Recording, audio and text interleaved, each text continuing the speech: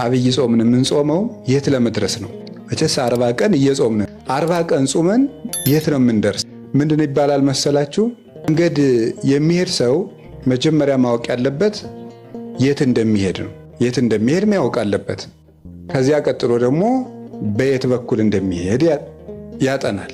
መቼ እንደሚሄድ ደግሞ ያጠናል። እነዚህን ሶስቱን ሲያውቅ ደግሞ የት እንደሚሄድ፣ በየትኛው በኩል ቢሄድ እንደሚያዋጣው፣ መቼ መሄድ እንዳለበት ከወሰነ በኋላ ደግሞ እንዴት እንደሚሄድ ደግሞ ምን ይላል? ይወስናል።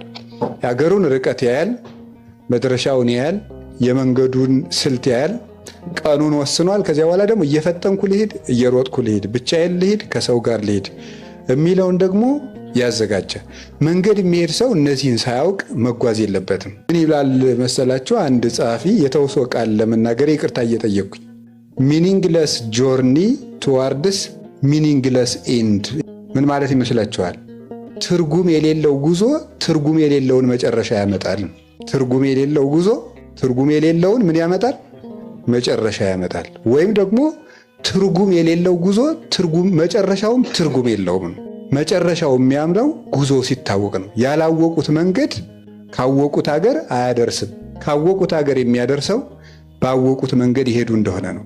የሚኬድም የምንሄድበት ዓላማ ሲሄድ ነው። ወይ ቃል እንሰጥ፣ ወይ ቃል እናመጣ፣ ወይ ልንኖር፣ ወይ ሰው ልናደርስ፣ ወይ የምናገኘው ነገር ሲኖር ነው። ዝም ብሎ መጓዝ የነፋስ ጉዞ ነው፣ ወይም የውሃ ጉዞ ነው። ውሃ ሂዶ ሂዶ ሂዶ ሂዶ ለራሱ የሚጠቀመው ነገር የለም። ነፋስ ነፍሶ ምንም ነፋስን እንደመጎሰም ነው ያለው ቅዱስ ጳውሎስ። ስለዚህ ነው ትርጉም የሌለው ኑሮ መኖር እጅግ አስጨናቂ ነው። ስለዚህ ስንኖር ለምናደርገው ነገር ሁሉ ለምን እንደምናደርገው ግንዛቤም አይምሮም ዓላማም ሊኖረን ይገባል።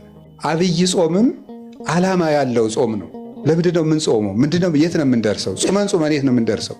ጾመን የት እንደርሳለን የሚለውን ስናውቀው ምንደርስበትን ስናውቅ አካሄዳችንም እናሳምራለን ማለት። አብይ ጾምን ለምን ጉዞ አልከው ስትሉ ክርስትና በባህሪው ራሱ ምንድን ነው የሚባለው? መንገድ ነው አይደለም? ክርስትና መንገድ ይባላል። ጌታችን መድኃኒታችን ኢየሱስ ክርስቶስ ከተነሳ በኋላ የመጀመሪያዎቹ ክርስቲያኖች ሃይማኖታቸው ምን እያሉ ነበር የሚጠሩት? መንገድ እያሉ ነበር የሚጠሩት። እና ሃይማኖት መንገድ ይባላል። ሃይማኖት ራሱ መንገድ ነው፣ ጉዞ ነው። በብሉይ ኪዳንም መንገድ እየተባለ ተጠርቷል። በሐዲስ ኪዳንም መንገድ እየተባለ ይጠራ ነበር። ለምሳሌ በብሉይ ኪዳን አንድ ሐሳብ ለማምጣት ትንቢተ ሆሴዕ ምዕራፍ 14 ቁጥር 9 ላይ እንዲህ የሚል ቃል አለ። እስመ ርቱዓት ፍናዊሁ ለእግዚአብሔር ጻድቃን ይሐውርወን ወኃጥአን ይስእንወን ይላል። የእግዚአብሔር መንገድ ቅን ነው፣ ጻድቃን ይሄዱባቸዋል፣ ኃጥአን ግን ይወድቁባቸዋል ይላል። የእግዚአብሔር መንገድ ያለው ሃይማኖትን ነው። ሃይማኖት ማለት እግዚአብሔር ወደ እኛ የመጣበት፣ እኛ ወደ እግዚአብሔር የምንሄድበት እግዚአብሔር ያደረገው መገለጥ ነው።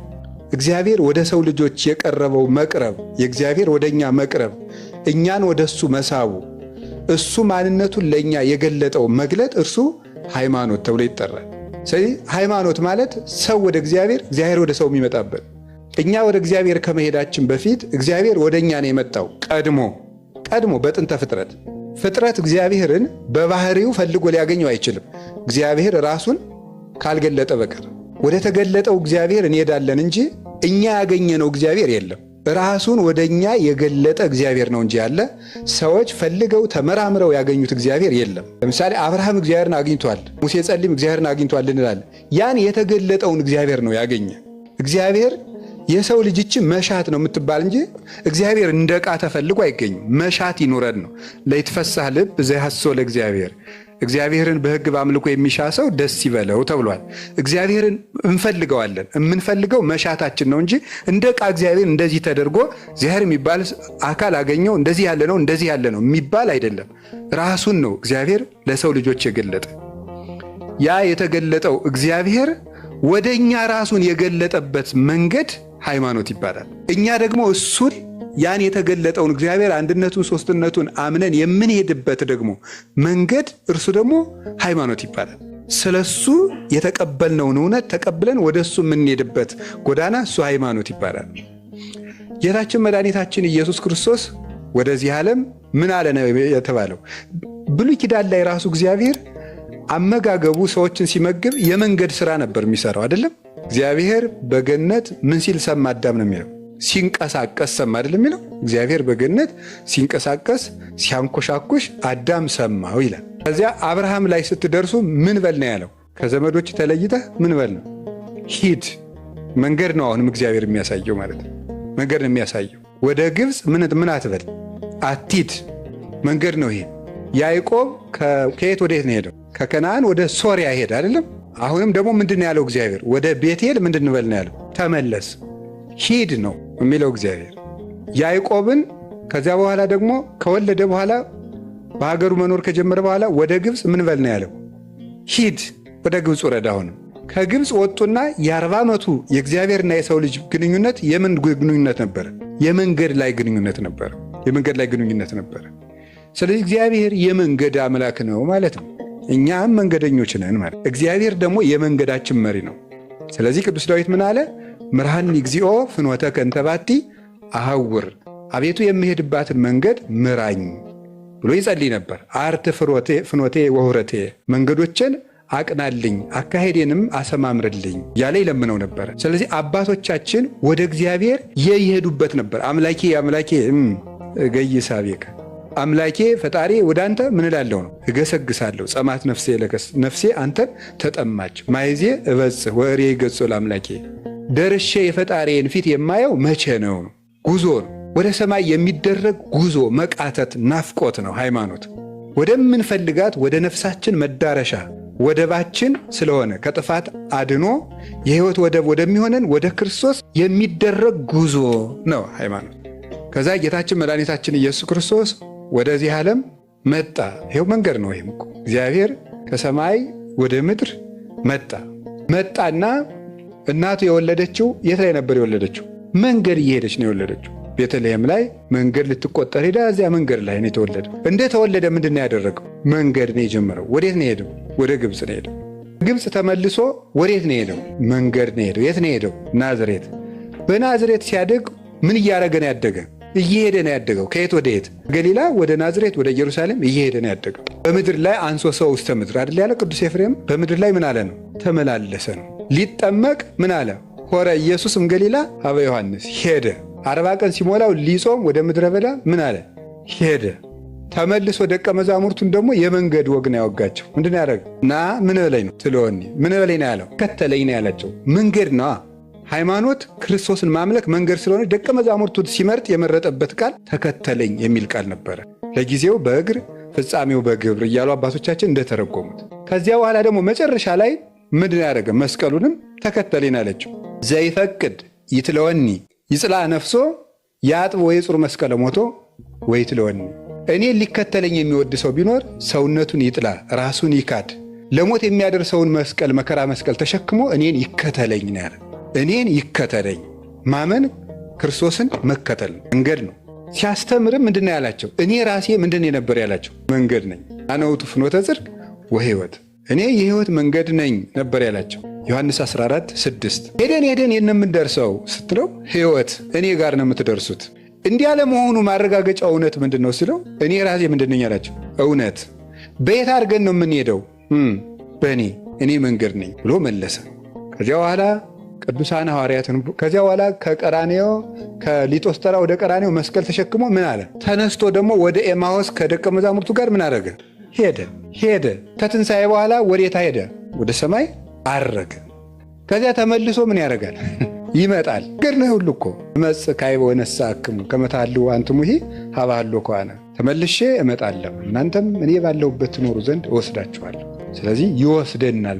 መወሰድ መጨረሻችን መወሰድ ነው፣ መሄድ ነው። ከዚያ በኋላ ከሱ መድረስ ነው። በዚህ ዓለም ላይ ስንኖር ምን እያደረግን ነው ካላችሁ፣ እየሄድን ነው። ኑሮ ራሱ መንገድ ነው። ምን እያደረግን ነው? ወዴት ነው እየሄድን ያለ ነው? እግዚአብሔር ወይ ወደ ሞት ወደ ሕይወት ነው። ከፈቀደልን ወደ እሱ ነው። አቃተን ደግሞ እንጂ እሱ ያውቃል። እና ቅዱስ ጳውሎስ ራሱ ምንድን ያለው? ወደ ክርስቶስ ልሄድ ምን እላለሁ? እናፍቃለሁ። ልሄድ መሞት ራሱ መንገድ ነው። ወፍናው ይሁኒ ለሞት ዘእግዚአብሔር ውእቱ፣ የሞት መንገድ የእግዚአብሔር መንገድ ነው፣ የእግዚአብሔር ጎዳና ነው ብሎ ቅዱስ ዳዊትም ነግሮናል። ስለዚህ ጎዳና ነው። ስንኖር እየሄድን ነው። አንድ ቀን አንድ እርምጃ እንደሆነ፣ አንድ ዓመትም የሆነ ሩጫ ነው፣ 2 ዓመትም የሆነ ሩጫ ነው። በቆየንና በከረምን ቁጥር ወደ መቃብራችን በደንብ እየፈጠንን ነው ምን ሄደው እና አብይ ጾም ጉዞ ነው። የ40 ቀን ጉዞ ናት። የት ነው የምንደርሰው? ሄደን 40 ቀን ጾመን ቅድስት ዘወረደ እንደዚህ ያልንና የት ነው የምንደርሰው? እሱን እንድናውቅ መዳረሻችን እንድናውቅ። ሰው መንገደኛ ነው ሲባል እንግዲህ ምን ማለት ነው? ምን ማለት ገባችሁ አይደል? ሰው መንገደኛ ነው ማለት ምን ማለት ነው? ነዋሪ አይደለም። መንገደኛ ጓዙ ቀላል ነው፣ እንደ ልቡ አይናገር። ምክንያቱም መንገደኛ ነው። እንግዳው ናቸው። ሰው ቤት ሄዳችሁ እንደ ልባችሁ ትናገራላችሁ? አንሶት ያንቃ ይባላል። ሰው ቤት ትሄዱ አይባልም። አውርዱት ውሃ አልጠጣም ይባላል አይባልም። የሰው ቤት ነው። በምድር ስንኖርም እንደ ልባችን መናገር አይገባም። ምክንያቱም ምንድነው? ነግዶ ፈላሲ ስደተኛ ነንና መንገደኞች ነን። እንደ ልብ አንናገርም። ቀለል ብለንም መኖር አለብን። መንገደኛ ነንና ጥሎ ለሚሄዱት ሀገር አመል ማስቆጠርም ተገቢ አይደለም አይደል? እንግዳ እኮ አመሉን አሳምሮ ነገ ወደ ቤት ሊሄድ ብሎ አመሉን አሳምሮ ነው የሚሄደው። ነገ ጥለነው ለምንሄደው ዓለም ነው መከራ የምንበላው እርስ በርሳችን እና ስለዚህ ነገ ሀጆች ነን። መቼ እንደምንሄድ አናውቅ። እየሄድን ነው እንጂ ደግሞ ጎዳናችን መቼ እንደሚያልቅ አይታወቅም። ስለዚህ አመልን ማሳመር እንደገና ደግሞ ለእንግድነት በሄዱበት ሀገር ቤት ሲሰራ አይከረምም አይደል? የት ነው የሚሰራ? ራስ ቤት ሲመለሱ አይደለም ነው። አሁን አዲስ አበባ ሄዳችሁ ለመመለስ እዚያ ቤት ስትሰሩ ትሰነብታላችሁ ወይስ የአዲስ አበባ ሰው እዚህ ቢመጣ እዚህ ቤት ሲሰራ ይከርማል? ሀገሩ ላይ ነው የሚሰራ። የእኛ ሀገራችን የት ነው? በሰማይ ነው።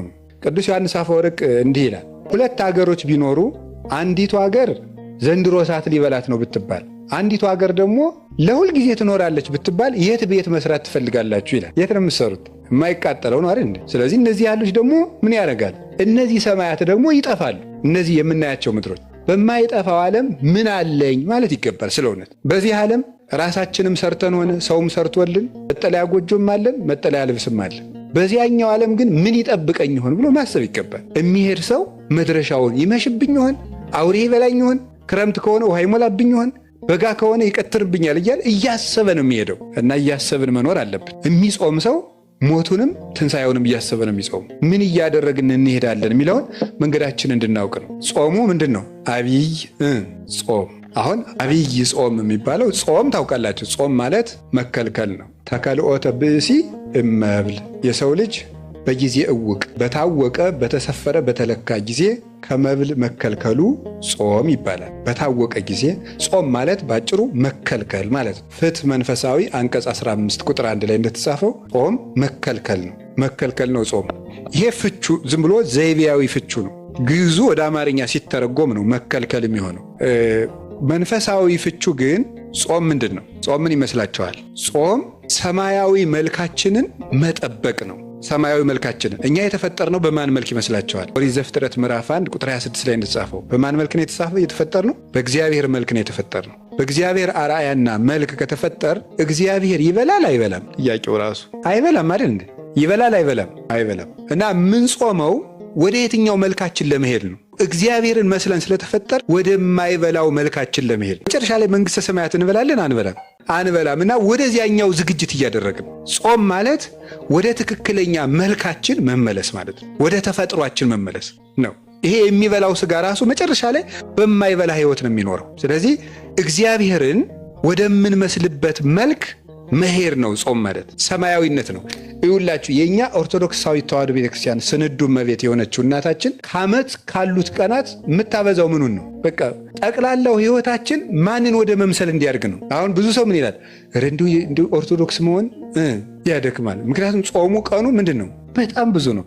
ስለ አብይ ጾም 55 እሺ፣ ጾመ ሐዋርያት 40 እስኪ እናድርገው። እሺ በሉ ደግሞ 95፣ ጾመ ነቢያት 44፣ 139 መጣ። ሰት 16፣ ነነዌ 3፣ እሺ ዓርብ ረቡዕ 52 ነው የሚመጣ 52 ማል ግን የሚቀነስ ይኖራል። እስቲ 52 እናድርገው። ዝም ብለህ 52 ሳምንት ነው ዓመቱ። ስንት ይመጣል? አዎ ይሄን ያህል ጾም አላት ከዓመቱ ማለት ነው። እና ምንድነው ዓመት ሙሉ እንዳንበላ የምታረገን እቺ ቤተክርስቲያን። የለም ልጆች የሚሻላችሁ ማንን ብትመስሉ ነው?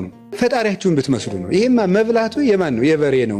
የበሬ የአህያ የፈረስ ነው። እግዚአብሔርን ብትመስሉ ነው የሚሻላችሁ። እንዲያው ለመቆም እንስሳነቱንም አንዳንድ ጊዜ ምን አድርጉት ነው? ብሉ፣ እየዋላችሁ ብሉ። መች ይሄ እንስሳው ጠባያችሁ ካልቆመ መላካዊ ጠባያችሁ ስለማይሆንለት እየዋላችሁ ብሉ፣ እየጾማችሁ ብሉ። ግን እግዚአብሔርን መምሰላችሁ ቢበዛ ይሻላል ብላል። በሰማይ መብላት መጠጣት የለም። ይቺ ቤተክርስቲያን ሰማያዊት ቤተክርስቲያን ስለሆነ የሰማዩን ኑሮ ነው እዚህ ውስጥ የምታለማምደን። በሰማይ ሄደን የምንኖረው ኑሮ መብል እንዲያውም ካገኘነው ዘንድ እናጥረገርገዋለን እንጂ እኔንም ጨምሮ ምን ነው ባይኖር ኖሮ በእውነት መከራ ወንድሜ፣ ምግብ ባይኖር ሁሉ ጦርነት ራሱ ይኖራል እንዴ ምግብ ባይኖር። ነገር ግን የሰው ልጅ ኩራተኛ ነው እንጂ በኩራትም ሊጣላ ይችላል። ምግብ ነው የሁሉ መከራ የሚያመጣው። በሽታ ቢመጣ በምግብ ለኩላሊት ጥሩ ነው የተባለው ምግብ ለጨጓራ ክፉ ይሆናል። ለጨጓራ ጥሩ ነው የተባለው ለልብ ክፉ ይሆናል። መከራ የሆነ ነገር ነው በዚህ ዓለም መኖር። እና ለምንድን ነው ግን ቤተክርስቲያን እንዲህ የምታደርገው ሲባል መልአካዊ ሕይወት እና ቅዱስ ወግሪስ ሲናገር ምን ይናገራል? በቀን 1 ጊዜ የሚበላ ሰው መልአክ ነው። በቀን 2 ጊዜ የሚበላ ሰው ሰው ነው። በቀን 3 ጊዜ የሚበላ ሰው እንስሳ ነው ይላል። በቀን 1 ጊዜ የሚበላ ምንድን ነው? መልአክ ይበላል አይደለም? መልአክ ይበላል እንዴ? በቀን 1 ጊዜስ ምንድን ነው? አብዛኛው ሕይወቱ ወደ ምን ያደላ ነው ማለቱ ነው? ወደ መልአካዊ ሕይወት ያደላ ነው። በቀን 1 ጊዜ የሚበላ መልአክ ነው። 2 ጊዜ የሚበላስ ተመስገን። 3 ጊዜ የሚበላውስ እንስሳ ነው። ወደ እንስሳነት እየወረድ ነው።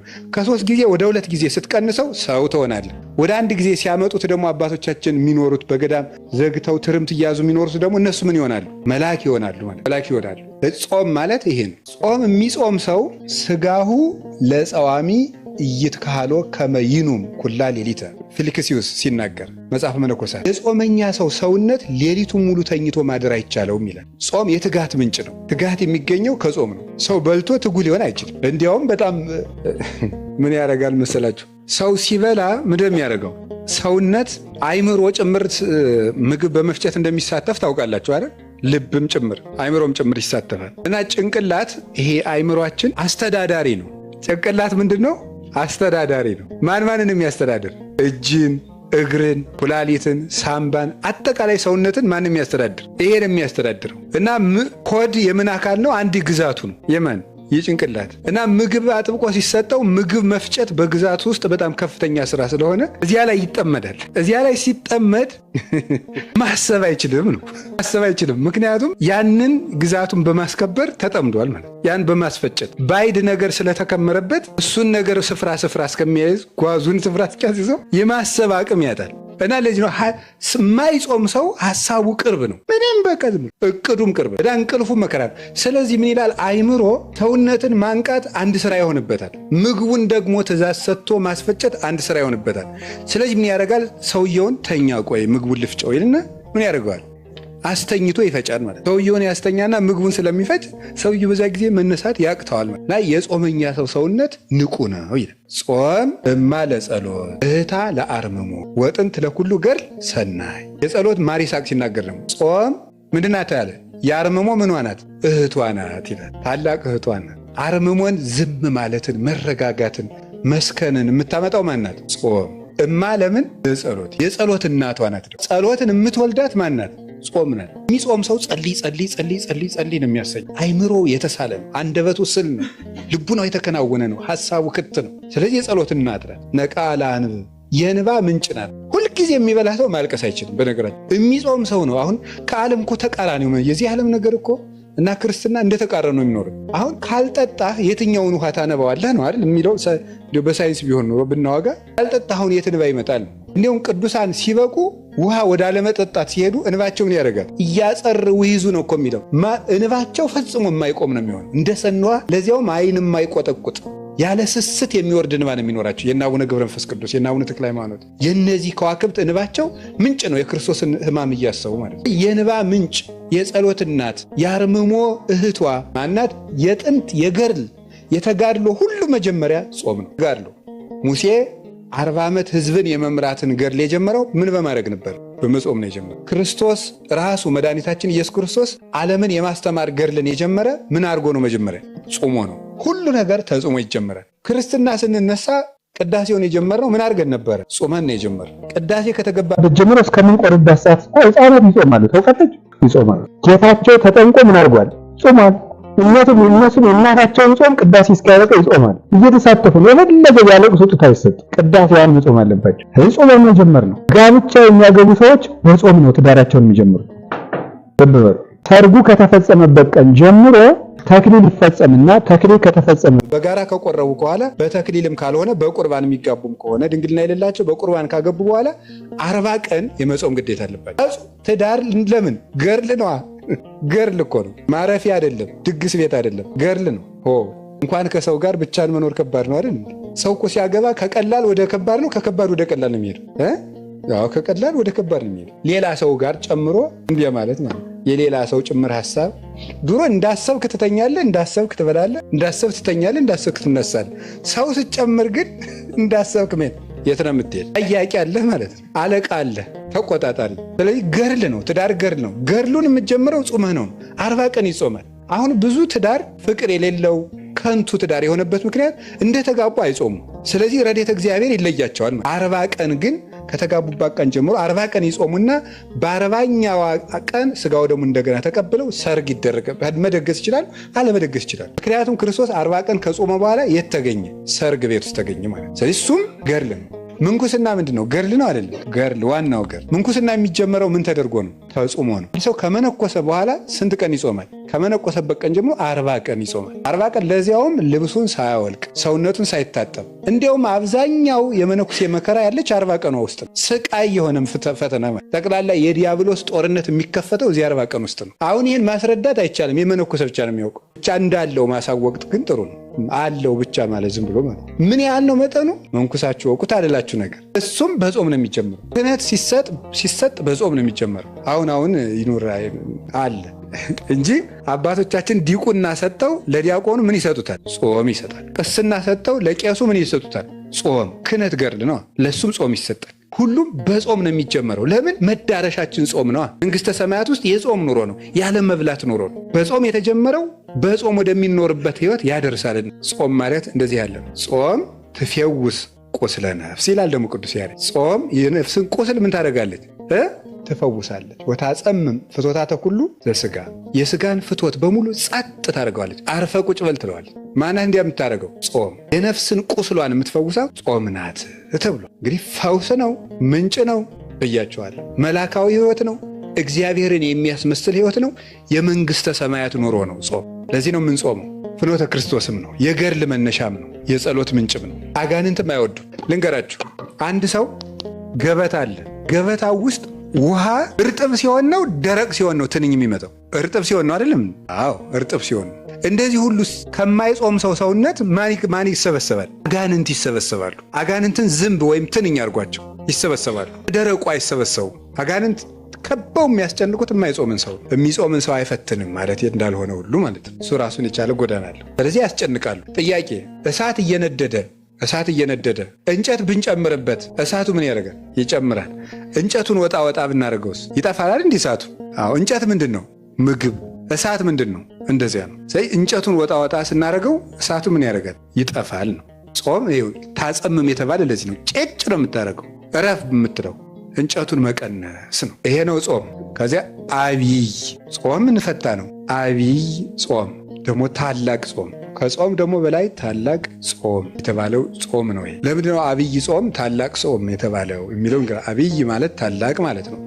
ጾም ነው፣ ፈታ ነው። ጾም ማለት ይሄ ነው ብለን አብይ ጾም ታላቅ ጾም ነው። ለምንድን ነው ታላቅ ጾም የተባለው? የመጀመሪያው የጾመው ምንድን ነው? አብይ እግዚአብሔር ነው የጾም አብይ እግዚአብሔር። መዝሙር 145 ቁጥር 5 ላይ መዝሙር 146 ቁጥር 5 ላይ አብይ እግዚአብሔር ወአብይ ኃይሉ ወአልቦ ሁልቁ ለጥበቢሁ ይላል። እግዚአብሔር ታላቅ ነው፣ ኃይሉም ታላቅ ነው፣ ለጥበቡም ቁጥር ስፍር የለውም ይላል። እግዚአብሔር ታላቅ ነው፣ ኃይሉም ታላቅ ነው፣ ለጥበቡም ቁጥር ስፍር የለውም። እግዚአብሔር ታላቅ ነው፣ አብ ነው። ኃይሉም ታላቅ ነው፣ ወልድ ነው። ለጥበቡም ቁጥር ስፍር የለውም፣ መንፈስ ቅዱስ። ስለዚህ እግዚአብሔር ታላቅ ነው፣ ኃይሉ ታላቅ ነው ሲባል ክርስቶስ የእግዚአብሔር ኃይል ይባላል። አንደኛ ቆሮንቶስ ምዕራፍ 1 ቁጥር 26 ላይ እንደነገረን እስመ ክርስቶስ ኃይል እግዚአብሔር ውእቱ፣ ክርስቶስ የእግዚአብሔር ኃይል ነው። የእግዚአብሔር ኃይል ይባላል። የአብ ኃይሉ ይባላል። ክንዱ ይባላል። የሰው ኃይሉ በክንዱ እንዲገለጥ የአብ የመንፈስ ቅዱስ ኃይላቸው በወልድ ተገልጧልና ይላሉ ሊቃውንት። ስለዚህ አብይ እግዚአብሔር ታላቅ የሆነ ገናናው እግዚአብሔር የጾመው ጾም ስለሆነ አብይ ጾም ይባላል። ደስ አይላችሁ? እግዚአብሔር የጾመውን ጾም መጾም ማለት ነው። ንጉሱን ተከትሎ መዝመት ማለት እኮ ነው። ዘመቻችን አጋንንትን ለመዋጋት ነው። ንጉሱን ተከትሎ የምንከተለው ንጉስ ደግሞ በረሃብ ብንከተለው ጦም የሚያሳድር አይደለም።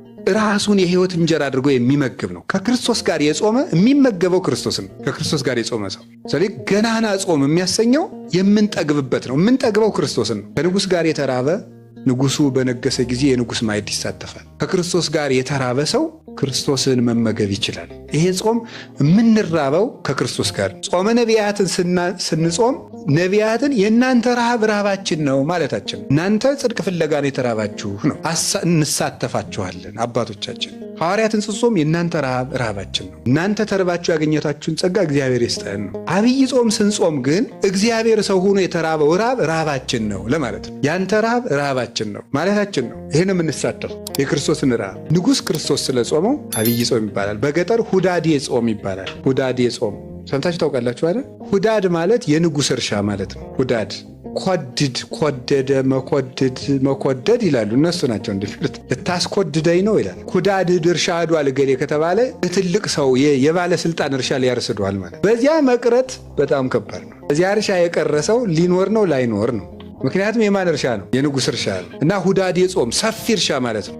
የንጉሥ እርሻ ሰፊ ስለሆነ አገሩ ሁሉ ነው የሚሰማራበት። ይሄ የንጉሥ ክርስቶስ እርሻ ነው። ይሄ ጾም ንጉሥ ክርስቶስ የጾመው ሰው ሁሉ ለንጉሱ የሚገብረው ከንጉሱ እርሻ በመገኘት ነው። ለክርስቶስ ፈቃዳችን የምንገብርበት ጾም ነው። ይሄ ለራሱ ለንጉሱ በዚህ ሰፊነቱ 55 ነው ተገኝተን ፈቃዳችን ለክርስቶስ የምንገብርበት ነው። አንድ ሊቅ ሲናገር ስለ ምንኩስና ሲናገር ምን ይላል? ምንኩስና ለመለኮታዊ ፍቅር የምናደርገው ሪያክሽን ነው ይላል። ማለት ምልክት ነው፣ መልስ እንደማለት ነው። አንዳንድ ቃል ስለማይገልጽ ነው ዝም ብዬ እንዳለማመጣው ማለት ግን ድሃ በሆነ ቋንቋ እያርኩት ነው። ምንኩስና ለመለኮታዊ ፍቅር የምናሳየው ግብረ መልስ። ጥሩ አድርገህ ገልጸዋል። ለመለኮታዊ ፍቅር አንተ ለእኛ እንዲሆንክልን እኛም ለአንተ አንተን ፍለጋ እንዲንሆናለን እንደማለት። ብድር መመለስ አይደለም፣ ፍቅሩን መከተል ነው። ለፍቅር ምልክት ማሳየት እግዚአብሔር ለሰው ልጅ ላደረገው ፍቅር የምናሳየው ምልክት ነው። ዘመድ ይቅርብን፣ ገንዘብ ይቅርብን፣ ትዳር ይቅርብን ተብሎ አንተ ሁሉን ትተህ እንደመጣ አንተ ፍቅር ሁሉን ያስተዋል እንደማለት ያለ ነው የሚመሰረት እንጂ ስጋን ለመቅጣት አይደለም። ጾምም እንደዚህ አንተ ለእኛ ብለህ ተራብክ ተብሎ ለዚህ ረሃብ የምናሳየው የፍቅር ምልክት ነው እንጂ አብይ ጾመን የእኛ ጾም ያጸድቀናል ማለታችን አይደለም። የእኛ ጾም ያጸድቀናል ማለታችን አይደለም። ለፍቅሩ የሃይማኖት ስራ ራሱ ተግባር፣ ስነ ምግባር ማለት አሁን አንዳንድ ሰዎች ይላሉ ከኛ ቤተክርስቲያን ውጭ የሆኑ ሰዎች ስነ ምግባር እንስራ እንዲናርግ ሲባል በእኛ ስራ እንድንም በእኛ ስራ እንድንም ጉጭ ማለት ግን መጎለት ግን ለዚያ ፍቅር ምልክት አለማሳየት ነው። ቢያንስ መውደዳችን እንግለጠው ነው። የምንሰግደው ለሱ ፍቅር የሱን ፍቅር ለማሳየት ነው እንጂ የኛ ስግደት መንግስተ ሰማያትን የሚገዛልን ሆኖ አይደለም። የምንቆመው የኛ ቁመት መንግስተ ሰማያትን ሊገዛት አይደለም። ለፍቅሩ ምልክት ማሳየት፣ በሱ የማመናችን ማህተም ማሳየት ነው። አዎ ቃልህ እውነት ነው፣ ነገርህ የታመነ ነው፣ ለእኛ መሞት የታመነ ነው። ለዚህም የምናሳየው ፍቅር ይሄ ነው። ያንን በጎ ስራ የፍቅር ውጤት ነው። በምግባራት ሰናያት የተወለደ ፍቅር። በጎ ስራ የሚወለደው ከፍቅር ነው ይላል ቅዱስ ዮሐንስ አፈወርቅ በድርሳኑ ብርሃን ሲተረጉም። በጎ ስራ ከፍቅር ነው የሚወለድ። ለምንወደው ነገር ነው በጎ መልስ የምናሳየው። ለምንወደው ክርስቶስ የምናሳየው ነው አብይ ጾም እና ትንሽ ትልቁ ሁሉንም ጾም መጾም አለበት። ይሄንን ደግሞ በተለየ የእግዚአብሔር ረሃብ ድንቅ ነው በእውነት። ሀብታም ልጅ ቢርባው እንኳን እንዲያው ያሳዝናል። እንዲያው ሁሉ እያለው እንላለን። እግዚአብሔር የተራበው ረሃብ ነው ይሄ ጾም። ሁሉ እያለው ለሁሉ መስጠት እያበላ የተራቡትን አብልቷቸዋል። ለተጠሙት ውሃ አይደለም ወይንን ያጠጣቸው፣ በኋላ ሲብስ ደሙን ያጠጣ። እሱ ሲራብ የማይደንቀው ሰው ምን አይነት ጭንቅላት ያለው ሰው ነው? ያንን ይዘን ነው የምንጾም። ስለዚህ ካሳ የተካሰበቀ ነው። 40 ቀን ለአራቱ ባህሪያታችን የካሰው ካሳ ነው። ሁለተኛ አብይ የሚያስብለው ለዚህ ነው። ለእኛ የተደረገ ትልቅ ካሳ ነው። አንደኛ በማንነቱ አብይ እግዚአብሔር ነው የጾሙ። ሁለተኛ ትልቅ ካሳ የተካሰበት በልተን ላመጣ ነው ዕዳ ጾሞ እየካሰልን ነበር ክርስቶስ። አንዱ ቤዛችን የሚያሰኘው ክርስቶስ ይሄ ነው። እየበላን ነበር ሞት ያመጣን፣ እሱ ጾሞ ካሳ ካሰልን እና ትልቅ ዋጋ ነው የተከፈለልን። ሶስተኛ ታላቁን ጠላታችን ነው ድል የነሳልን አይደል? በዚህ ጾም ማን ነው? ዲያብሎስ። ወደ ጸላኢ ዘአልቦ ምህረት ያለው ቅዱስ ኤፍሬም ምህረት የሌለውን ጠላታችን ነው የቀጠቀጠልን። ትልቁን ጠላታችን በዚህ ጾም ቀጥቅጦታል። በትዕቢት ቢመጣ በትዕቢት ነበር ቀድሞ ከገነት የወጣ፣ በትህትና አድርጎ ስስታችን ነበር። ሔዋንን ዋፍተዋል። ሔዋን ቢቢ የሚያደርግ ስስት ነበረ ገነቱ ነበር። እሱን አጠፉ። የሌላትን ገንዘብ መመኘት፣ የሌላትን አምላክነት መመኘት ፍቅረ ነዋይ የነበረባት ሔዋን ሰጣትን ትታ ያልሰጣትን። ሶስቱም አዳምና ሔዋን ሞትን ያገቡባቸው መስመሮች ነበሩ። ጌታ በ40 ጾም የተፈተናል። እነዚያን ነው ያጠፋልን። የኃጢአትን ስሩን ያደረቀበት ጾም ነው ይሄ ጾም። ለዚህ አብይ ጾም ገናናው አምላክ ስለ ጾመው ትልቅ ካሳ ስለካሰልን፣ ሶስተኛ ትልቁን ጠላታችን ድል ስለነሳልን አብይ ጾም ይባላል።